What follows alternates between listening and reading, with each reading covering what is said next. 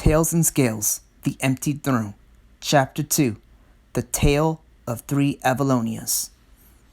Through the door, the two cousins are greeted by the throne room, made of white stone pearl with dark blue banners with a silver star in the middle, hanging proudly from the ceiling. Silvus looks around the room from the archway and spots two teal-scaled raptors talking to each other around the throne placed in front of a large glowing pine tree, sprinkling mist from its branches. The one sitting on the throne is his mother, Beta Lady Vessel Silvira, who wears a white and blue long cloak in all her might, along with a silver crown on top of her head, filled with a long, light blue silky mane. In her fisted claws with silver jeweled bracelets is a pendant that she holds against her chest as if her life depended on it. In front is her younger brother and steward, Vessel Orzim, who wears a dark blue scarf and amulet in panic, like a crazy old man. He seems to be ranting about the current state of the kingdom. First, the Alpha King dies without an heir, then riots erupt due to rumors, bandit gangs appear out of nowhere, and now Manchester goes dark. By the spirits, it feels like the end times. Orzim rants, with the voice of one in his early 40s, stopping in his tracks to brush back his dark blue mane with silk gray threads. I agree with your worry, Orzim, but I fear there is some dark presence at play, Silvira explains with a sweet voice despite her middle-aged appearance. She understands her brother's concern, as she believes there is more sinister threat happening. What do you mean by a dark presence? Orzim looks back at his older sister, wanting to know what she means. To him, she speaks as if there is a hidden agenda among the kingdom in the brink of collapse. I was in communication with the Missatorium about such matters during the years of my son's hatching. My mentor, the Art Sage, claims that he has been sensing unnatural mist growing around the shadows.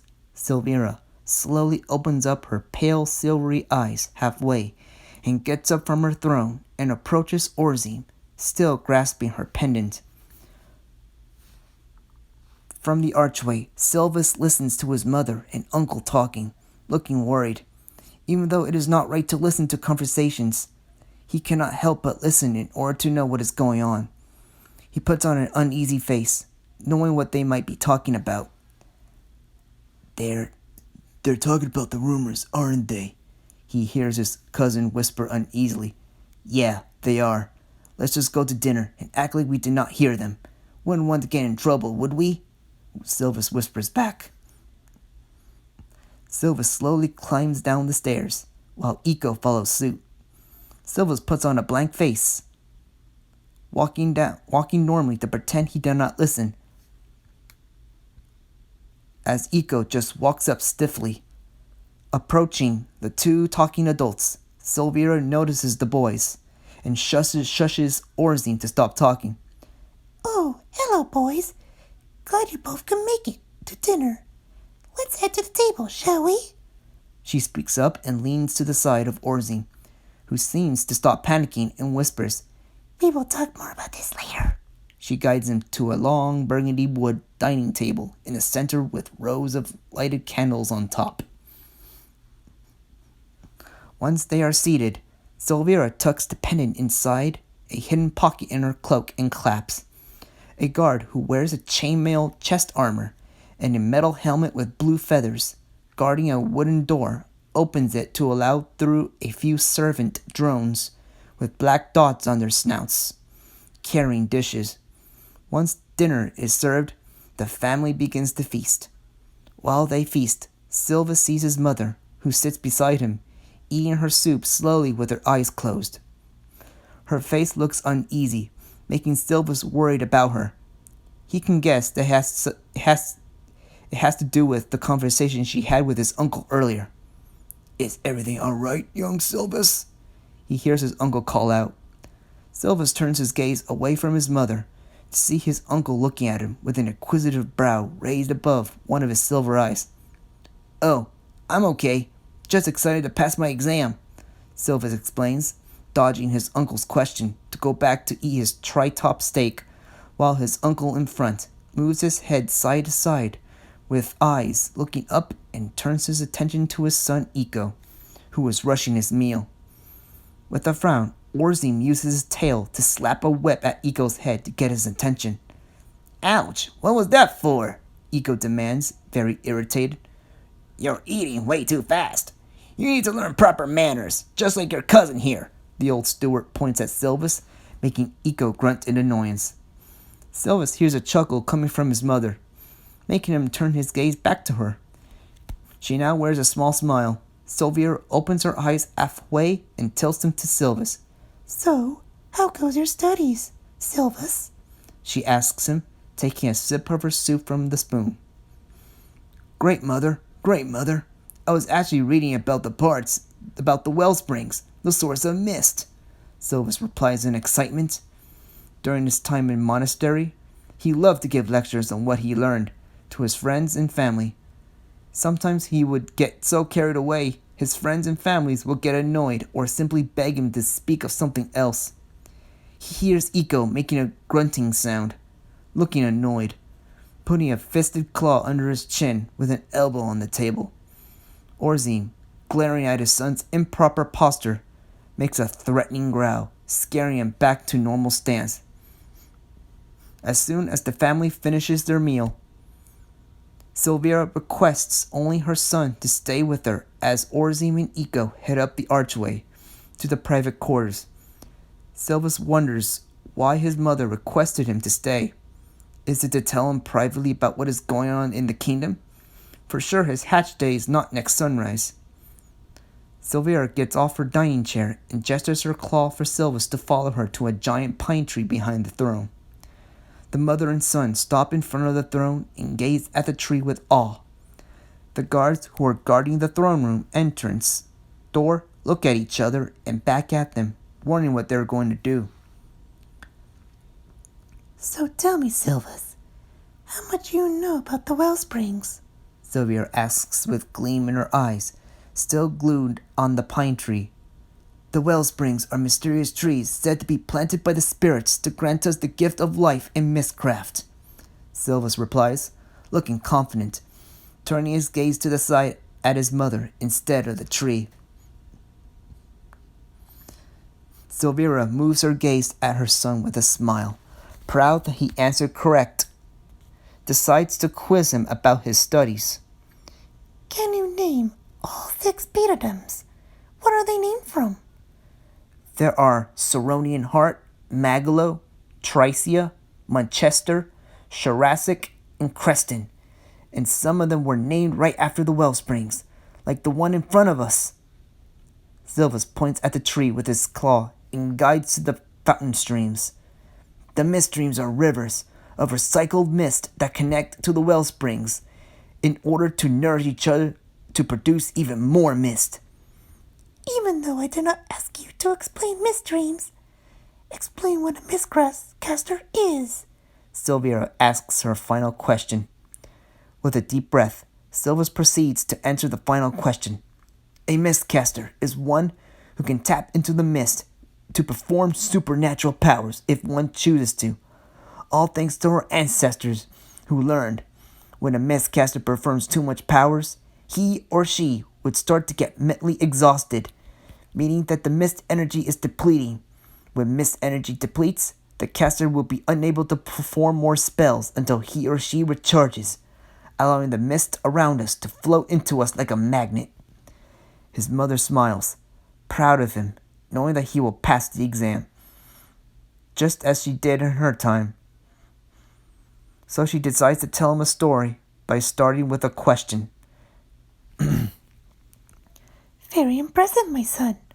How much you know about the history of our kingdom?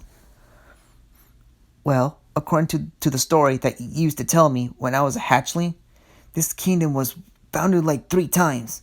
One by a mysterious champion, one by Necros, and finally Magnus himself. His mother flinches, closing her eyes shut at the same time, held her pendant tight close to her at the mention of Necros. Both the guards and the drones also react with a gasp. At first, Silvus did not know why they reacted as if he said a curse, but then he realizes who he mentioned. Oh, yeah, we do not like talking about Second Avalonia. The young eager student forms an apologetic face, tapping his talons, hoping he did not offend.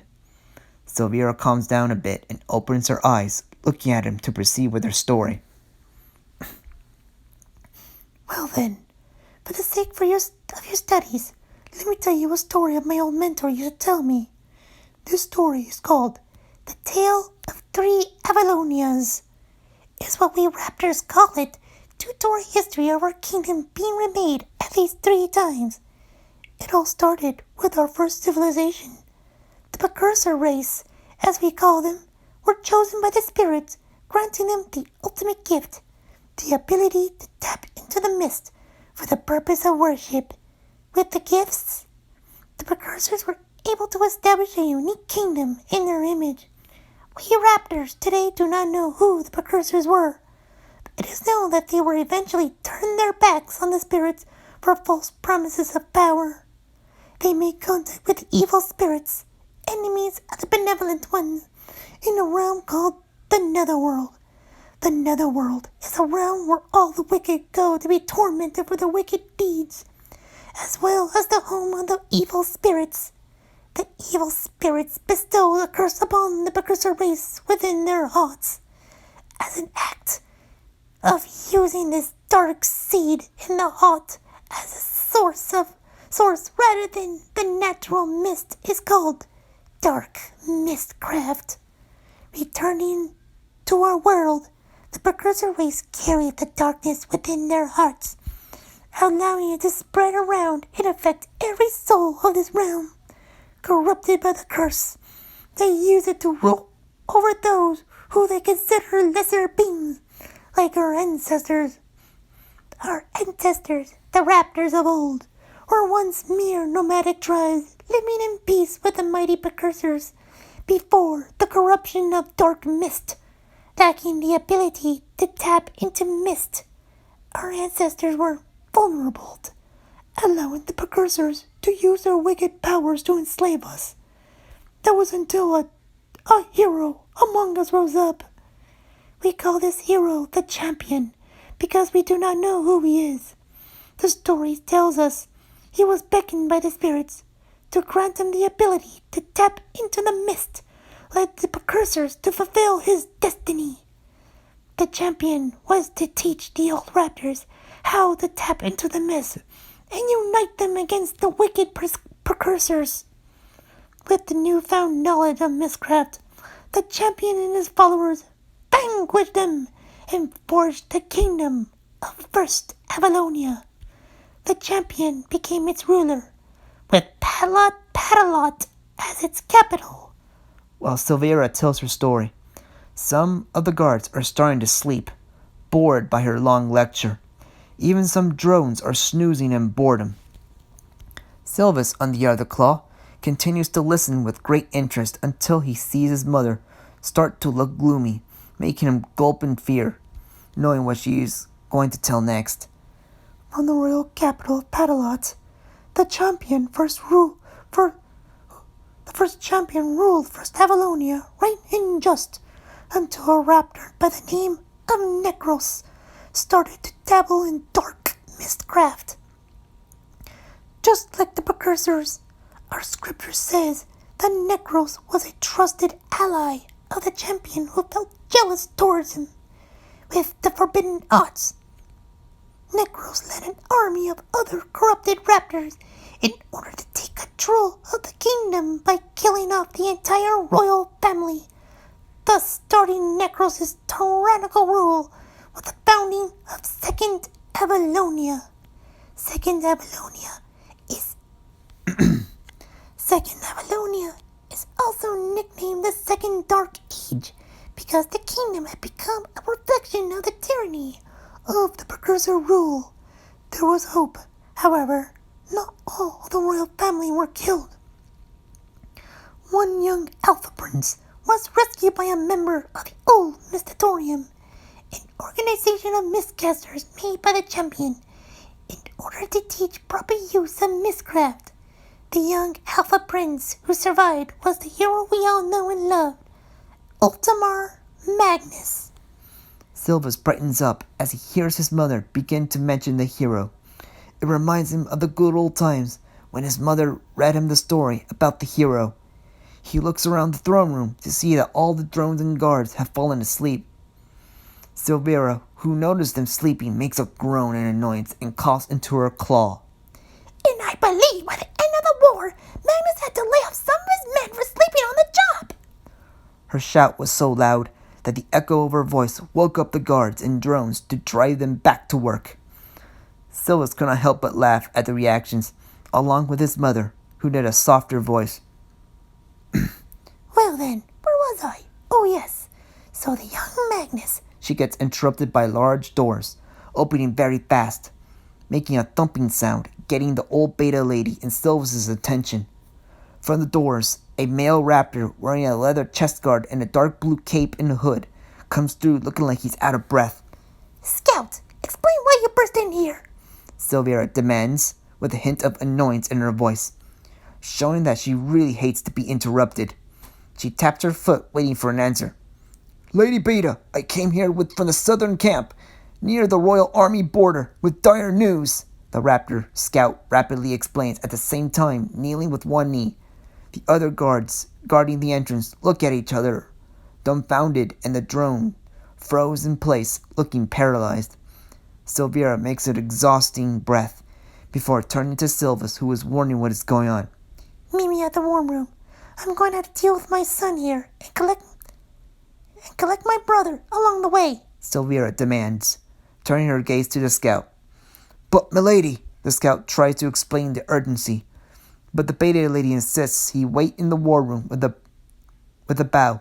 The scout runs up to the eastern arch stairs to head to the war room as instructed. Silvera walks up to Silvus, placing her 2 claws on his shoulder, with a disappointed face.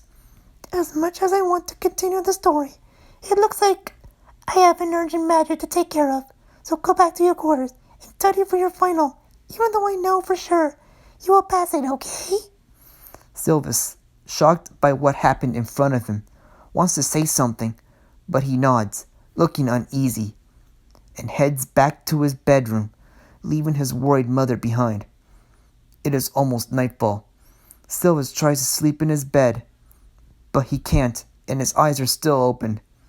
Looking up at the ceiling, he tries to think about passing the test, but what worries him is how his mother and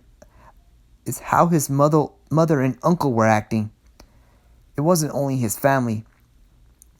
He heard talk from the staff about the problems the kingdom is facing, as if it is the end of the world, all because the Alpha King suddenly died without an heir.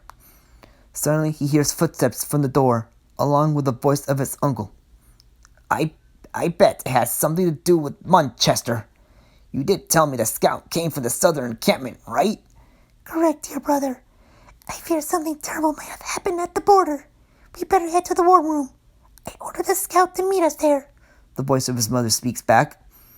As he listens, Silvus leans his head back on the pillow and slowly closes his eyes to sleep early, hoping whatever the news is, it could be resolved soon.